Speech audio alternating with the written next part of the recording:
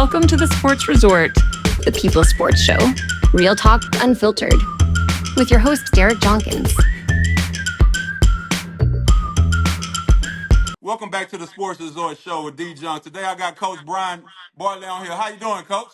I'm doing well. How you guys doing, man? Doing great. Oh man, it's hot out here in Houston right now, Coach. It's 100 degrees outside. All I can tell you is we California cool out here. That's all. You know, that I ocean know, makes it Coach. cooler.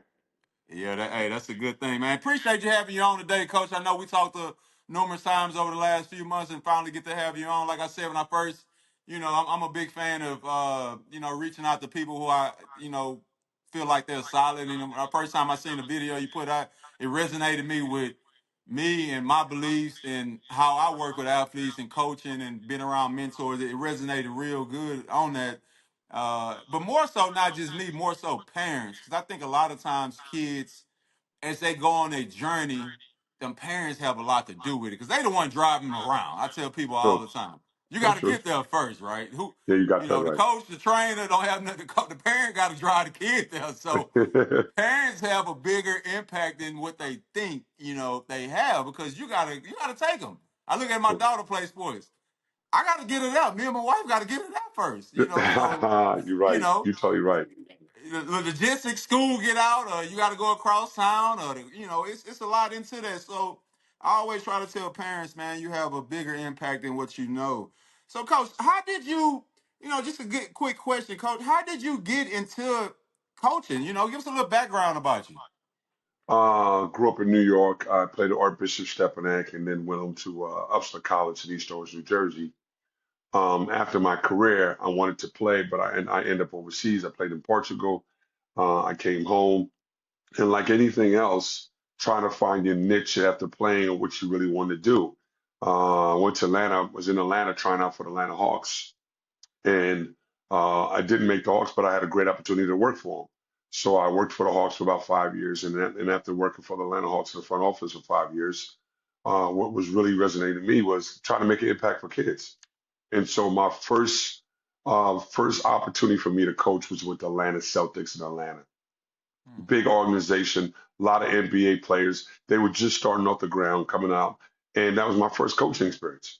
You know, I was brought over there by a guy named Bobby Brewington, who was at Clarkston, who I was helping out at the high school level that asked me to do AAU. So Clarkston was the introduction, but I got my feet really wet coaching my own team with the Atlanta Celtics. So after the Celtics, I did the Celtics for a few years, about 5, 6 years. Was really, really talented organization, probably one of the top AAU teams in the country. And then I got into high school. Got my first high school job at Landmark Christian School, and coached a numerous great group of great players. Randolph Morris, Justin Holler, Trey Souter, Sterling Brown, just a ton of really great players. But of course, the biggest name was Randolph Morris.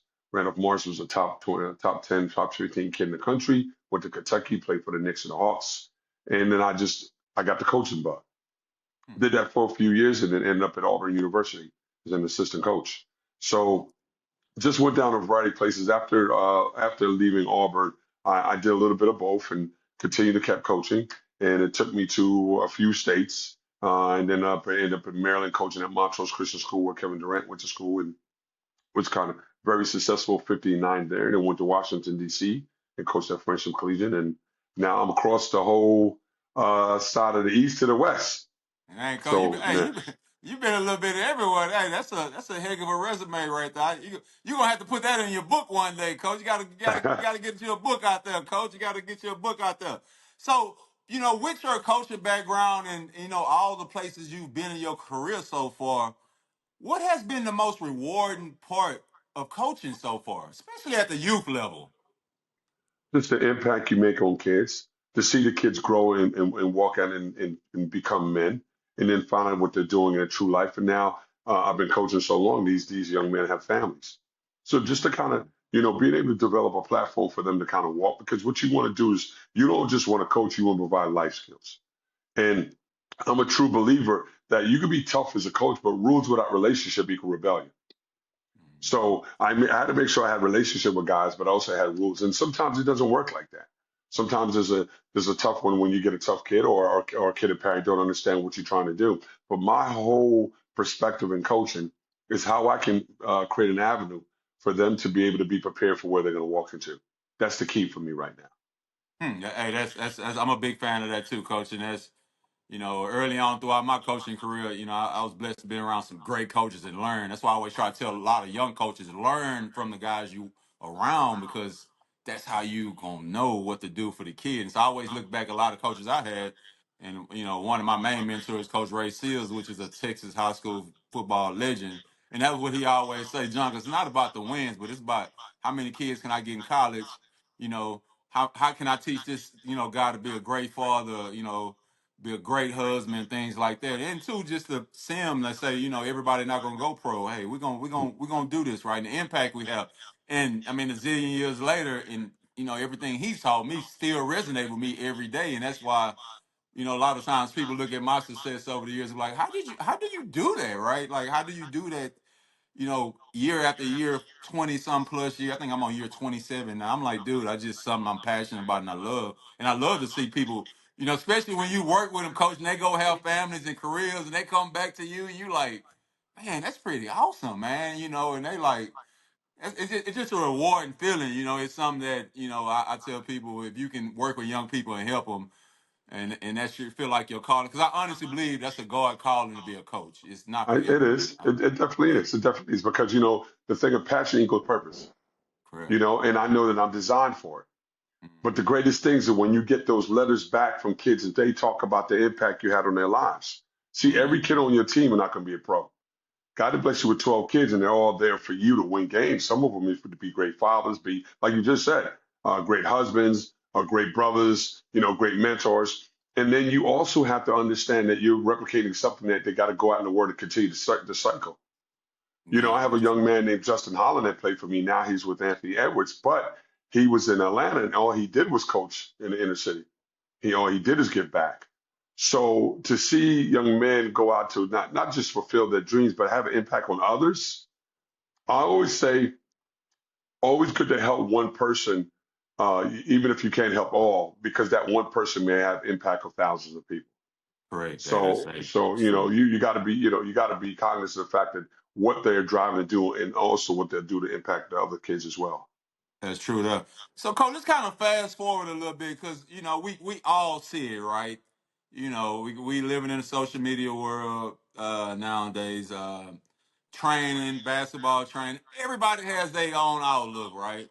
Unfortunately, like I told one of my guys the other day, you watch the NBA draft. Shit, how many picks is it, Chris? 60? Yeah, 60 picks, right? 20 gonna be from overseas automatically, right? From Europe. So Right. you got 40 slots for I don't even know how many kids play basketball in this world. Shoot, a zillion, right? So you got 40 slots basically between, that. What's your take on in young kids now with training? What do you think that the fundamentals that they need? Because I mean I'm not, I'm old school, I hooped in high school, junior high, and I coach used to say, you know what, hey, yeah, better have a jump shot or can dribble. Better yet, better have a jump shot if you ain't tall. What's your outlook on the whole training platform now? Because you worked on the AU circuit, pro level, college level, and you've seen it all. What do you think the main couple things that a basketball player at a young age, we talking between junior high and high school, needs to be successful at it? Well, it's funny though. We're training like crazy now. We're doing more training than playing. And the objective is that we're teaching kids how to play with the basketball, and all of them are not going to have the ball in their hand. There's an objective of learning how to play when the ball's not in your hand. And then here's another factor. It went from a poor man game to a rich man's game. Because in order for you to get skill work, you need money.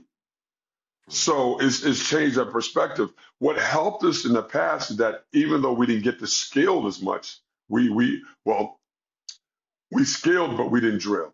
You know what I'm saying? And there's an objective that I'm working you out, but I don't know where the other guys on the court is. Correct. You Hey, let know? me stop you right quick. Coach Sampson from U of H just said something the other day. I think he was at a tournament or something, and a guy just randomly asking something. I don't know if you ever listen to him. If you catch Coach Sampson like kind of off guard, he tell you how it is. Now, if Right, right. the camera's around, he's scripted. But if and he told the guy, he say, all these kids do all this training with nobody around them.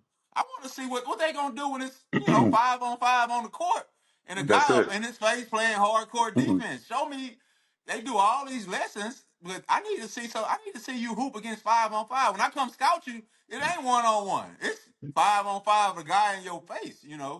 That was his outlook one, on it. It was kind of interesting what he was 100, saying. not to cut you off, but 100%. You listen, you may be working a kid out to handle the ball. He may come to me, he may not even be a boy.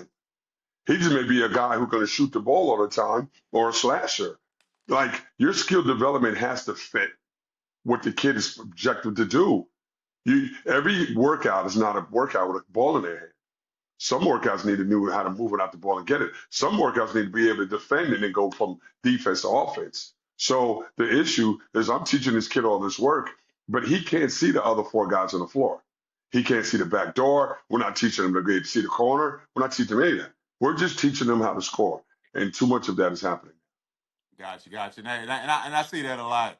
Uh, and don't get me wrong, I see some great trainers out there that mix it up. They got 5-on-5 that when you go to them, it's 2-on-2, it's 3-on-3, it's old school street basketball with pressure on you because when especially when you live in certain areas, you from the East Coast, so if you're not a dog, they're gonna run you off that court real quick. It don't matter how many training lessons your mom or dad paid for with such and such. Shit, they gonna roll it out there.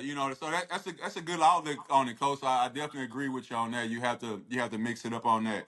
And we hit on the life skill and the mentorship, and a lot of guys, reach back out and things like that. What advice could you give to parents out there? Like I said before, parents is the one.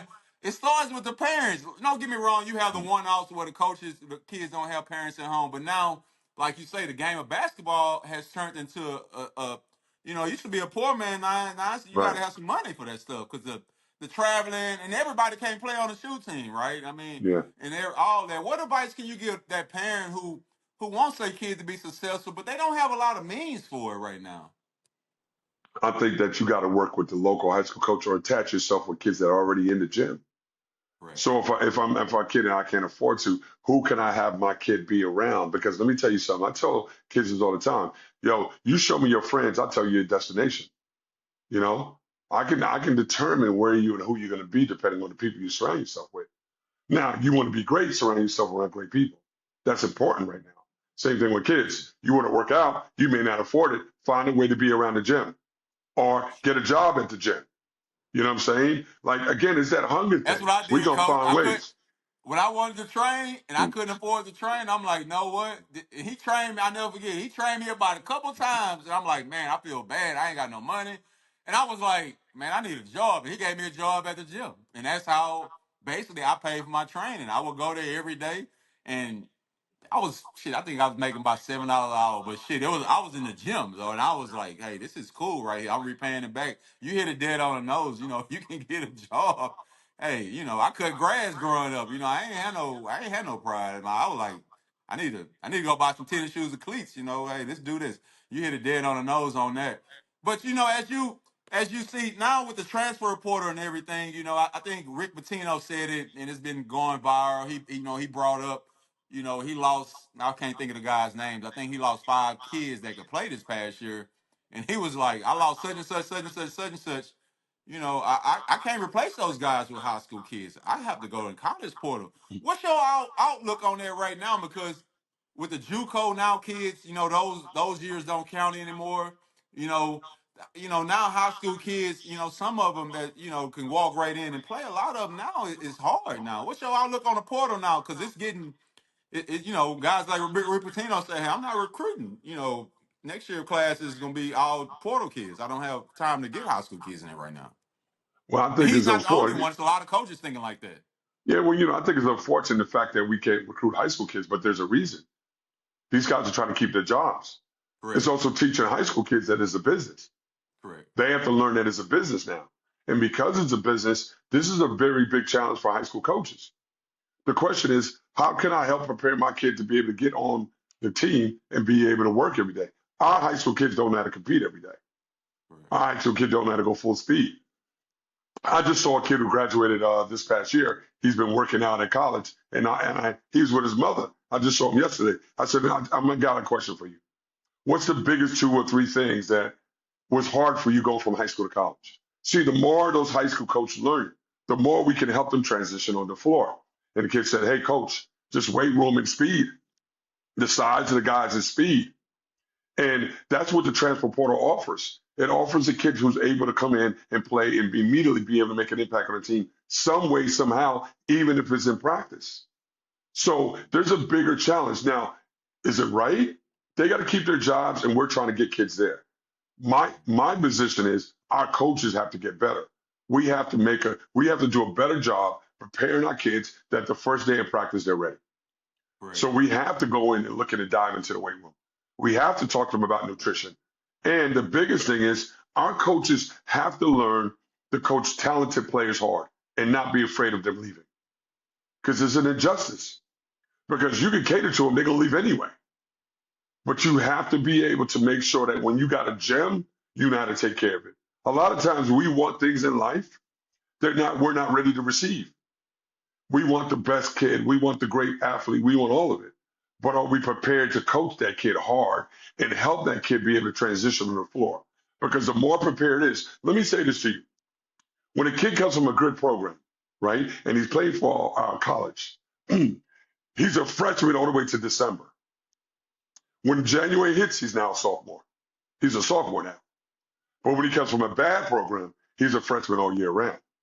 Because now he has to learn every single thing and make every adjustment. And it's a shock to his system because he's never run this hard. He's never practiced this hard. He doesn't know the weight room. So he's a freshman all year. Those are the difference between a kid from a great program and a kid who just comes in and not. Hey, you hit it dead on nose on that, coach. I totally agree. I remember when I used to coach. I used to always go to coaching clinics to learn, network, move around. I mean, I was a hustling machine. I was always thinking like I don't know everything, so boom, boom. And we had some great athletes come through the high school when I coached. I mean, oh my god! But them guys knew the weight room.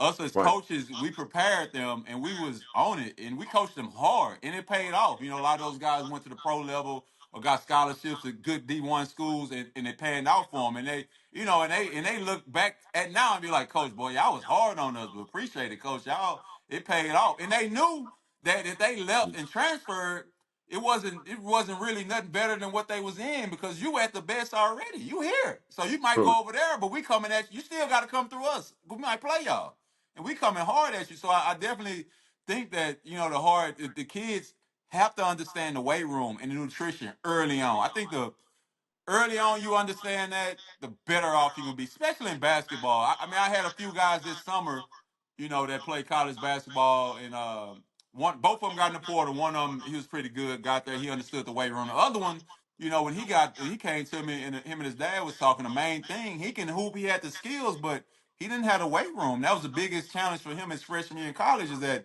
he was undersized point guard and he didn't have the weight room. He didn't lift weights really. right, So coming to me, that was our main focus. Like, dude, you got to get stronger. How you gonna play against such and such? And they coming at you full speed, and they got some dog and whoop in them. So you have right, to understand that. And that's what I go back to a lot of parents. When I come across basketball athletes, is that it's cool doing all the skills training, shooting, and all that, but your kid has to get in the weight room at some point because very few of them gonna be you don't have you get some of them guys that just naturally country fed strong. They right, eating cornbread, beans and rice. right, They cutting the grass. They doing work around their house. But too many kids outside doing that anymore. It's just not. So right, you have to. That kid has to get in the weight room. If it's not with a trainer, whatever, he can do push-ups, sit-ups. I mean, now, especially in Texas, we have a gym on every corner. So they have gym memberships as low as $10 a month, $5. Hell, I think one of them it was $20 a month. You can go work out on your own, much as you want for the summer for kids. So I think that's a big difference as I see dealing with a lot of basketball kids, over the years. They have to get in their weight room. I always go back to this Kobe Bryant video and picture I see sometimes online, and I saved it in my phone. And he benching like 75-pound dumbbells, day before the game, and his thing was like, who said basketball players don't lift? That's what he was talking about. and he Right. lifting. You know, it's That's right. like, That's dude, right. I'm in the weight room, bro. Like, you know, and of course you can go back through the Michael Jordan, all them days. Them guys lifted. Even LeBron, them guys lifted. So I definitely think the weight room is huge for basketball athletes, and I think the nutrition is a big part of it also. Coach, as you kind of go on, you know, now with the AAU basketball circuit so big as it is right now, because I can't keep up the number of teams. I mean, I get kids that switch teams. Shit, I've trained kids that switch team 3 times during the AAU season. I can't keep up. I don't even know like how that even work anymore. Have AAU got too big now? How is it now? I don't even know.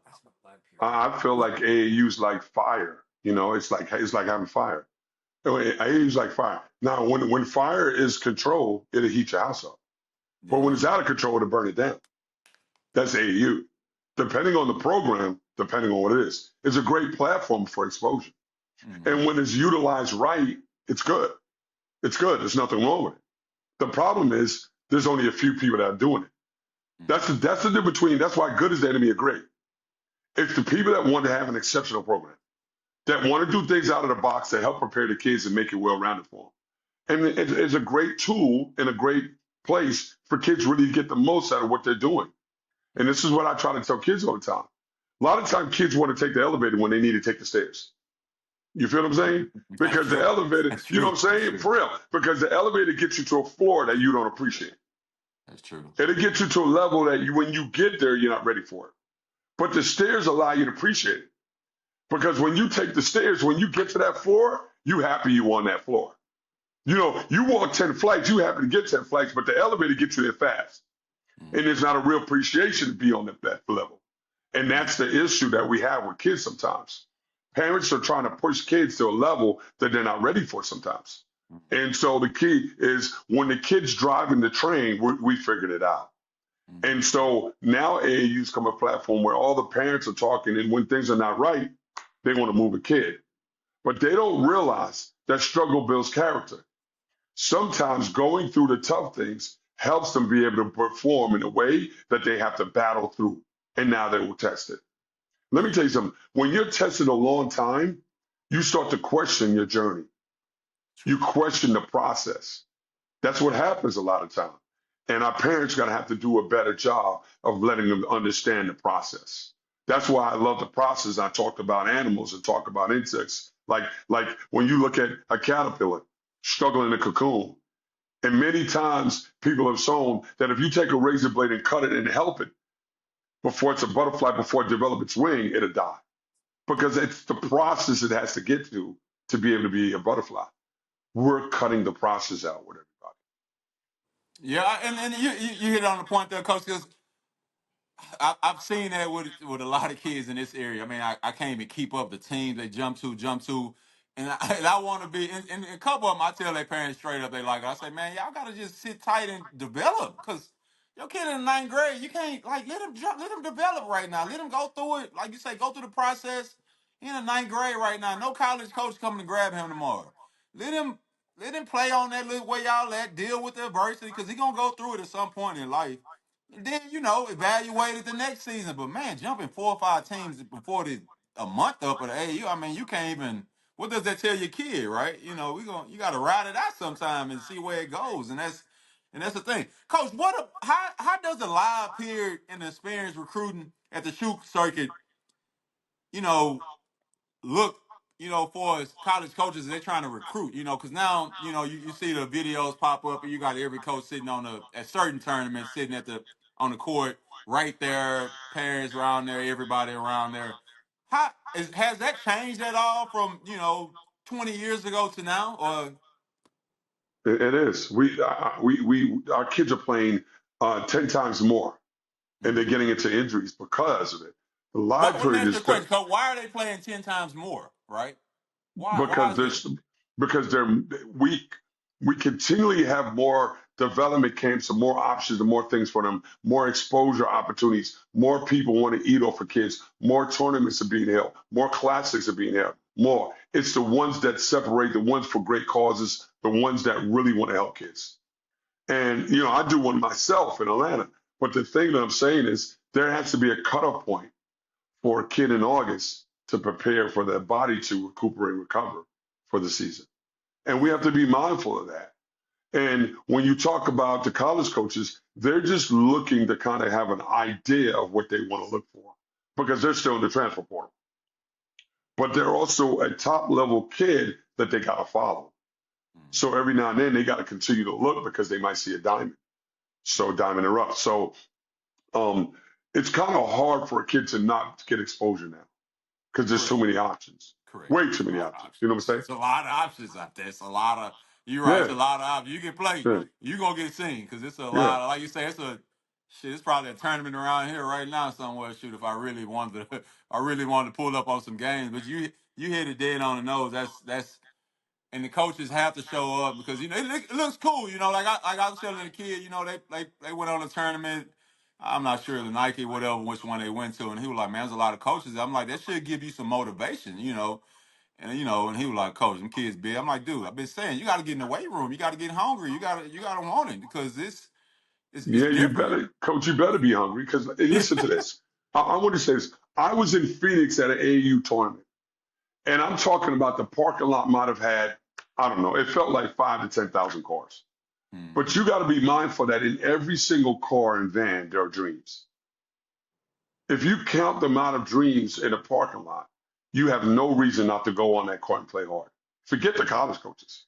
Mm-hmm. Because when you pull up and you're parked way in the back and you got to walk uh, 10 minutes or 5 minutes to the door and it's hot, that alone tells you that every car you pass is a dream of someone trying to chase the same dream you have. Every dream. And those cars are full of it. And we have to be mindful that this game, there's a lot of people chasing it. A lot of people chasing. And the dimes that we take off, we're forgetting who we have to go against. A lot of times our parents are pulling us to places. But again, I'm going to tell you right now, if the kid is not hungry for this, if the kid is not thirsty for this, if the kid doesn't have a full desire to become better and want it, so along the line, there's two things that are going to happen.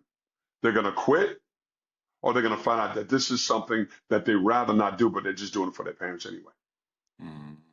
Because Yeah. passion equals purpose, coach. Yeah. Passion will Yeah. always equal purpose. You hit it dead on the nose. You have to have the passion of it because if it's kind of I think I was telling my daughter the other day, I'm like, dude, if you're not passionate about this, why are we coming out here? Because it's 100 degrees out here. Shit, Yeah, I'm exactly. I'm hot, you hot. She's like, Right, no, Dad, I'm going to practice. Let's go. I'm like, well, shit, let's go then. Shoot, because right. I ain't pulling up. And shit, you don't want to do this because shit, I'm out here. I'm old. I'm old. I might pass out here in this heat. But But coach, think shoot. about it in practice though. Think about it in practice when you're running. Think about the intensity that you have in a really great program. Sooner or later, you're on that line running and you're asking yourself the why. The first thing that kids got to do is why. What's their why? Their why is going to allow them to push through adversity, to push through challenges, push through hurdles. It's the why. You got to have a why and why you do this. That's the first and foremost. And then it's the passion part about it. Do you love what you're doing? Do you love the process? There's only three kind of players, coach. Three kind of players. I'm gonna tell you right now. A kid either like it, love it, or live it. You know what I'm saying?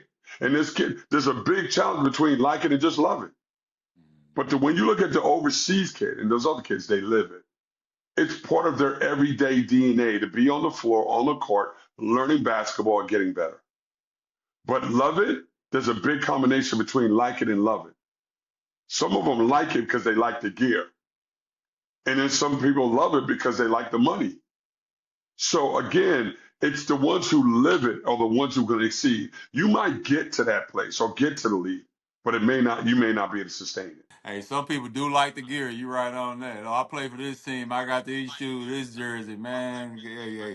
But I think for the most part, as athletes and parents go through their journey, with that as a team, because I think it's a team. It's a team effort. Grandparents, whoever, coaches, whoever in that turn. I think once you have all of those three things in you, you have that. I think anybody can make it. Because I've seen guys. Shit, that made. I mean, I got a kid, Brody Robinson at Oakland University. I remember that kid was 2 foot tall, but shit, he had some dog in him, and he made it. And he living it. I think Jalen D went to San Diego State. He made it. Quinn Grimes, shit, playing the NBA now. Hell, I remember his mom used to drop him off at the gym every day at about 7 o'clock p.m. After he did homework, and the gym closed at 10 p.m. He'd be the last one person in. I'm closing the gym up. He walking out. I mean, this kid was the 5th grade. I was like, damn, he gonna make it. And I used to call him Little Allen Iverson for some reason because his ass stayed in the gym. But I'm like, know what? That kid made it. It wasn't no mom in there, nothing. She was just sitting in the parking lot. And when I closed the gym down, he leaving out. Thanks, coach, every day. Shit, now he coming up on year. How many years quit me on there? 4 or 5 years in the NBA now. I just had that feeling he was gonna make it because But coach, you know he what? Not to loved it. interrupt you, coach, but it's a DNA thing. Coach, some kids' True, DNA are different from others.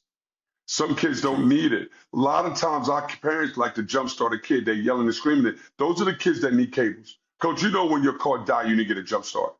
Look how many times parents got to hook the cables up and jumpstart a kid. It's the kids that don't need a jump start. You talk about a kid in the gym, he don't need a jump start.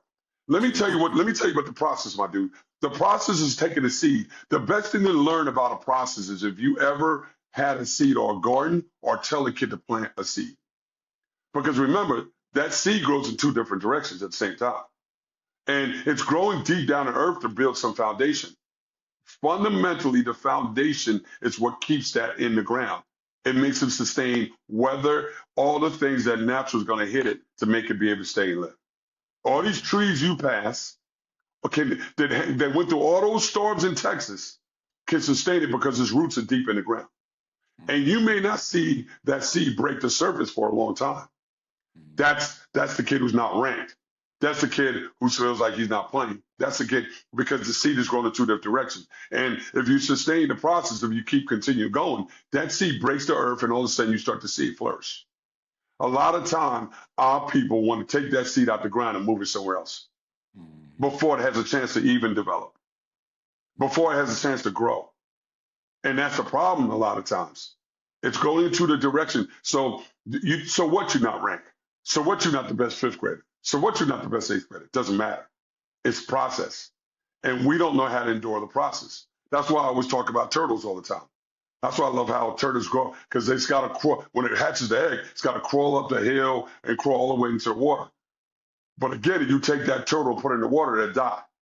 Because the process is teaching how to move his legs and his arms to be able to sustain and be able to survive in the water. And our parents take that process away. They take it away. Yeah, that's and you hit it. You were saying the rankings. I'm not a big fan of the 5th grade and the 8th grade and the 7th grade rankings. I'm like, if you can, if you can, I look back. I had this baseball kid. And his dad said he took him to a camp when he was in the 10th grade, and he said, "Shit, he threw like 99 miles an hour out there." And he was like, from that day on, every baseball scout was at his game. They had a son ranked number one, 15 to 16-year-old in the country. So he said from that day on, every baseball scout was at every game. So they critiqued everything his son did for the next 2 or 3 years, and ended up taking him down because they found something he couldn't do. So his dad was always like, "Well, shit, I should have never took him that early on." I think it was ninth grade he took him. He said, "I should have waited, later on because we were still working, but my son got so much pressure put on him so early, it kind of."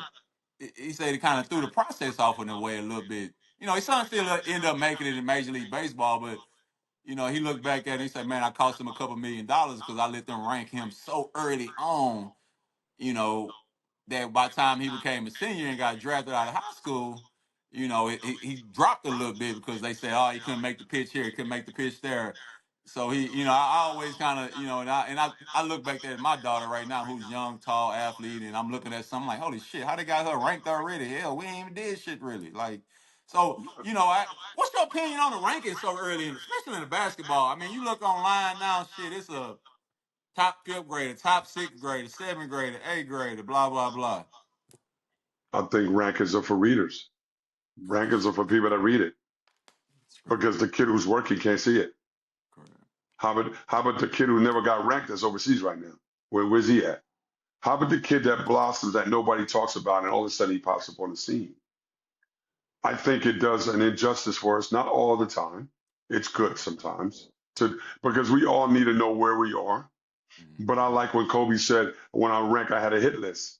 I knew I had to hit this, this, this, and this. And I think for our kids, it could be an injustice sometimes in how they look at it. It's a good perspective to look at and say, you know what, I know where I am at, but it doesn't tell you who the real you are. And so what happens is this is where the mental health and the pressure comes in. Because now we want to proceed to give this kid more pressure than he needs. Because again, it's process, man. We don't endure process. We have to do it better. And then here's the biggest thing for us. Where's the separation rule with our kids? What are the things we do to separate ourselves? I asked a kid the other day, I was at this place, do you spread your bed? And they were looking like, what's that got to do with it? Those are separation things. Getting up at 5 a.m., those are things that separate you. How hard you work in a drill. Listen, a parent comes to you and said, my son's not getting any playing time. And you tell him he don't win no drills. He ain't the first one over the finish line. That says something to you. Because when a kid wants to become great, because good will always be the enemy of great. Good is the enemy of great. And when you accept good, anytime you reward bad behavior is repeated. And what happened is we go ahead as parents and give our kids great shoes, great stuff, great, and they don't give us greatness back. They give us good. Kids should be rewarded for what they do, not all the time. We don't need to put that all through everything they do inside the home. But if this is something that they're really shooting for, you have to draw a line to teach them what good and great looks like because there's a big in between. And there's some separation factors in it. How a kid comes to practice, how prepared. Let me tell you something. Arriving early is a separation factor. Listening is a skill. Listening to details. And I tell parents sometimes now, you want to teach your kids how to follow directions, tell them to bake a cake. Give them a box of cake and ingredients and tell them to bake a cake. This will teach them if they know how to follow directions. So we have to start giving our kids tools that are going to help them just not in just sports, but in life. And we forget that. You know what I'm saying? Yeah, nah, you're right. You're right. Bake a cake. I like that one right there. Hey, I might have my daughter do that. She'll probably try. Hey, she'll sit there and probably try to do that thing long as she can too, though. But I Yeah. guarantee you, she gonna get it right because she kind of learned on that. Coach, so I don't want to take too much of your time, man. Appreciate having you on. You gave so much wisdom, and that's my whole outlook. With this show to give wisdom to parents and kids. And I always look at it, if I can touch one person in my life, from everything I do, I've done my job, because that's how I always look at it. One person watches this and say, know what? I grab that from Coach B, I grab that from D Junk, man. Hey, I'm gonna wake up tomorrow and I'm gonna implement some of these things, parents, I'm gonna implement some of these things. And to my high school coaches out there, I always look at them and say, a lot of y'all, reach out for help. I always look at guys like me and you are people that help people. And I like helping somebody. I like getting information out there, to help them. If you don't understand the weight room, reach out to people. Hey, let me coach. Can you help me put a weight room program together for my hoopers? Things like that. Especially, I look at it, where areas you live at, high school weight rooms are nice. And out here in Texas, oh my God, they like bigger than colleges out here. These weight rooms. So I Right. think I think as hoopers, in my opinion, start hitting the weights a little more on the American side, I think they become a lot better on that. Coach, as we kind of close out, I always like to give someone a question to ask me. I'm like an open book. You got anything you want to ask me, Coach? I do. I do. Before I get that, I do want to say one thing though. Like, um, the one reason why I was always hard as a coach though is I never want a kid 10 years with their family walking up to me and say, Coach, if you just would have been a little harder and straight with me, I would have made it. I don't ever want to have that. And the real question that I have for you is what allows you or what motivates you to be in impacting kids and conditioning and do the show? You already said that you always want to drop a seed, but why? Why do you want to drop a seed? Like, why is it so important for you, though, man?